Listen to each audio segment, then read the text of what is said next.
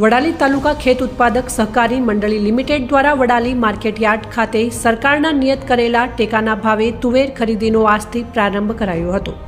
વડાલી તાલુકા અને પંથકમાંથી અત્યાર સુધીમાં કુલ 90 જેટલા ખેડૂતોએ ટેકાના ભાવે તુવેર વેચવા ઓનલાઈન રજીસ્ટ્રેશન કરાવ્યું હતું।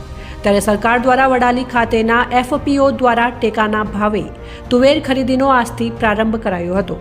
વડાલી ખાતે ટેકાના ભાવે તુવેર ખરીદી 10 માર્ચ સુધી કરવામાં આવશે।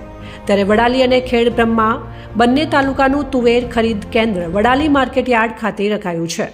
ઓનલાઈન રજીસ્ટ્રેશન કરવામાં આવેલ તમામ ખેડૂતોને ટેકાના ભાવે તુવેર વેચવા માટે મેસેજ કરવામાં આવ્યા છે। ત્યારે એફપીઓના ખરીદ અધિકારી રાહુલભાઈ ચૌધરી અને ભાવિનભાઈ ચૌધરી દ્વારા માહિતી આપવામાં આવી હતી કે જો કોઈ ખેડૂતે રજીસ્ટ્રેશન કરાવ્યું હોય અને મેસેજ ન આવ્યું હોય તો પણ ખરીદ કેન્દ્રનો સંપર્ક કરવા જણાવ્યું હતું।